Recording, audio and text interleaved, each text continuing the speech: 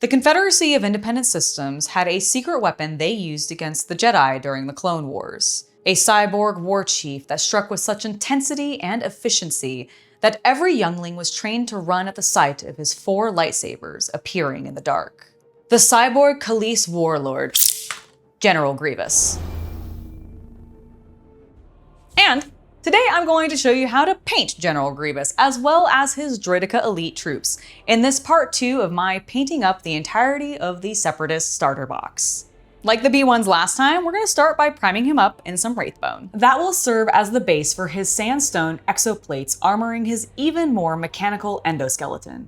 And I did prime his cloak separately because he will be much easier to paint without the cape attached. And I'm really glad I did this, because trying to evenly apply Skeleton Horde across his entire body would have been much more difficult if it had been in the way. Instead, I was able to quickly paint every armored plate in that bone tone, not caring too much if it got on the soon-to-be metallic endoskeleton beneath. Skeleton Horde is a great foundational color for Grievous, but it fails to emphasize his details. So, similar to the B1s, I dry brushed him in Ivory Tusk, being extra careful with how much force I applied because he's only attached by 1 claw to his base, which I learned when I knocked him off camera, okay? Once I got him reattached, the armor plates were checked off my to-do list, and I turned my attention to the darker skeletal structure that makes up most of Grievous's cyborg body. To darken all of his bones, I used Rattling Grime, which is so dark it painted over any skeleton horde I was too messy with. I didn't get a lot of great footage of this part due to my hands getting in the way, so sorry about that. After the Rattling Grime base layer was settled, I broke out Dwarven Iron and very carefully dry brushed all of the ridges of his steel endoskeleton. This is why I wasn't worried about the skeleton horde. Between the Rattling Grime and then the opaque metallic, you don't see it, and it would be a waste to spend time cleaning it up. So consider what your next steps are when you're painting your miniatures, and perhaps you'll save yourself an unnecessary cleanup step. With that, General Grievous's body is ready, and I can turn my attention to his billowing villainous cape. And to do that, I began by breaking out Flesh Terror's Red to line the entirety of the inside of his cloak in a single, thick, saturated coat. Sorry, Duncan. This deep crimson will help frame his sandstone and steel skeleton by acting as a contrasting background. However, just the contrast paint ironically doesn't have enough contrast, so I took out Emperor's Red from Duncan's Too Thin Coats line and dry brushed it over all of the raised quilting lining the cloak. That looked great, but remember that Grievous is a baddie. So to emphasize his sinister nature, I darkened the recesses of the cloak's folds using Carroburg Crimson, careful not to overdo it and wash out my dry brush highlights. Now, the inside of his cloak is plush and quilted because it resides against General Grievous's body, but the outside, the outward-facing side, is a different story altogether, dark and sinister, foreshadowing a certain Skywalker who will take on the dark mantle of a cyborg serving Darth Sidious. To capture that nightmarish vibe, Basilicanum Gray, particularly 2 heavy layers of it to achieve the slightly rugged, molted, but dark aesthetic I envisioned. Oh, and while I had the gray out, I base coated 3 of his 4 lightsaber hilts. Once the gray had dried, I was happy with the molded pattern, but not the depth of the shadows, so I retrieved Oblivion Black Wash and coated the entire cloak. This, in turn, gave me the hue I wanted, but of course, killed my highlights. So, under some coaching from the Chaos Cultist, I mixed a gray of 1 part black and about 5 parts white, and did my best to edge highlight the raised folds of the cloak, as well as the entirety of the cloak's trim. Then, with just a small bit of blending using a more even mix of white and black, the cloak was complete. Hey guys, it's just me and Shay here jumping into the video to remind you to hit that subscribe button, as well as to smash that like button if you've been enjoying the content with us today, because I really like having Shay on, and if you want to see her come back, you should definitely subscribe. Now, if you want even more content with us, you can check the links below. We have links to both our safe for work content as well as our spicier content. So there's plenty for you to explore. Now, let's go ahead and get back to the video. With the Separatist commander dressed to impress, there was only one thing left to paint on him before he could be fully assembled and deployed onto the battlefield. Those ill-gotten sabers. To begin, I base coated 3 of the 4 lightsabers in mithril silver to match the chrome look you see for most Jedi sabers. However, one of the 4 sabers' hilts is actually canonically white, possibly having belonged to a Jedi temple guard? Regardless of whom he got it from, I touched it and the blade's beams up with trooper white in preparation for the next step. For the white handle, that meant an Oblivion black wash, along with its 3 siblings, darkening the panel lines and detailing all 4 hilts. Then it was time for the blades themselves, which Grievous tends to carry 2 green and 2 blue of. For the blue, I picked out Frost Heart contrast paint. Normally, Frost Heart is a bit more molted when it dries, making for a good ice paint, but on such a small surface, it doesn't have room to spread out and match the blue glow of a Jedi saber excellently. For the green, I used Striking Scorpion contrast paint, as it is opaque enough to coat the entirety of the blade, but bright enough to almost look like it's fluorescent. And I want to call out that I made sure to alternate the colors on either side of Grievous, just like he wields them in media. He was 90% done at this step, but there was actually one bit of organic meat I wanted to pay close attention to: his eyes. The inset yellowed eyes of Grievous are iconic for his character, and I was so nervous I was going to mess them up.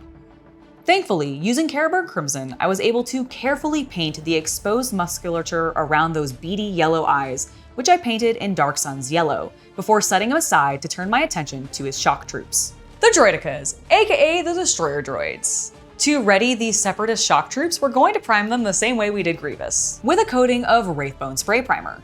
So, to serve as the base for everything else I'm going to paint on the Droideka, I returned to Rattling Grime and coated him from pincer to antenna. If I got any of this on the base, it doesn't matter. All I cared about was making sure I got this paint all over the entirety of the model.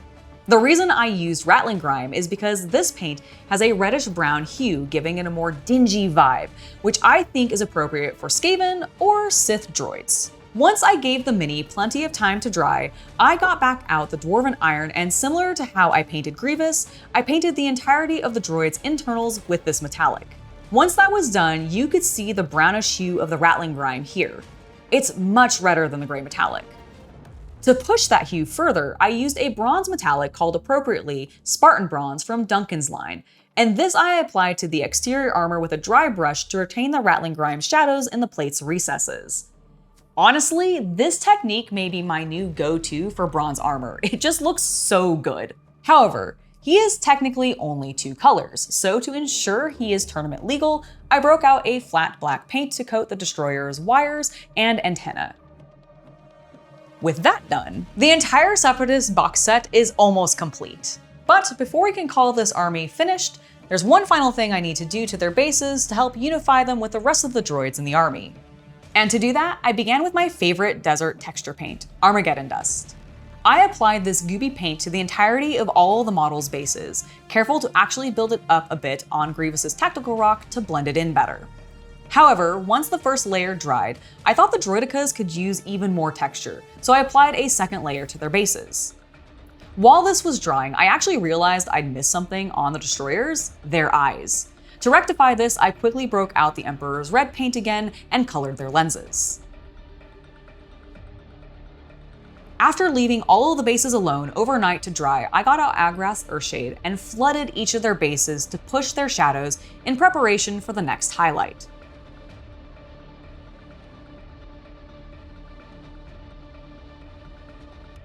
Which would be Talaran Sand, which is a color match to the original Armageddon Dust texture paint, making it a great highlight color. I dry brushed it over the raised bits of texture paint after the wash had dried, of course, and the desert landscape began to pop beneath their feet. To better frame the evolving scene, I got out a flat black paint again and rimmed each of their bases. However, unlike normal, I'm not done after rimming their bases, because you see, I have found that applying the grass tufts before I rim the base with paint tends to result in me actually getting a lot of paint on those grass tufts. So to avoid that, I began applying tufts and grasses after rimming the bases. This means I can put grasses and flowers right up to the edge of the base and not have to worry. And with that, the final step in completing my Separatist starter set is carefully gluing on General Grievous's pimp cape. And with that, they are ready for their debut.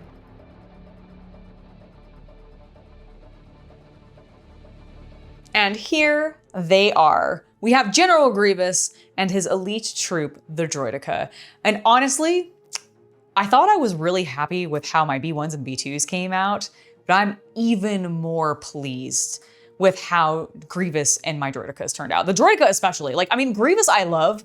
Grievous looks amazing. I think this is probably one of the best generals I think I've ever painted for Star Wars. Like when it comes to named characters, there's only one unit of them, and I think Grievous is it. And I am shamed to say that because I love Darth Maul and I have painted multiple Darth Mauls, but I think I kicked ass on this Grievous, even in comparison to my Mauls. However, I love this Droideka. Oh my gosh, do I love this Droideka? He was so gosh darn fun to paint. I think the final results look genuinely stunning, and I kind of want to add a lot more of these guys to my Separatist army. I don't know if that is actually valid in the context of Star Wars Legion, but I'm going to be looking into it because I just had so much fun painting him. Grievous was also just honestly a blast. I had so much fun with this entire Separatist box, and if you want to see me paint up more starter set boxes in the future, whether it be from Star Wars Legion or Warhammer, Bolt Action, whatever game you might be thinking of, please do let me know down in the comments because I'm very curious to know what other games you might want to see me get into, what other things you might want to be seeing me paint. And in the meantime, I want to go ahead and wrap today's episode up by first of all saying thank you to everybody for joining me for Star Wars Month. We dedicated an entire month to doing a bunch of Star Wars content, and I had an absolute blast with it, and I hope you guys did too. I also want to give a huge shout out to not only my patrons, but also my YouTube members, because without your guys' support, we would not be able to make content like this. So I just want to say thank you guys so very much for helping us keep Hobby Night going. We really appreciate you. Anyways, I have been Angela. I am going to go stare at my droids some more because I just love how they looked, and I hope to see you next time for a brand new video. Until then, have a lovely Hobby Night, everybody. Bye.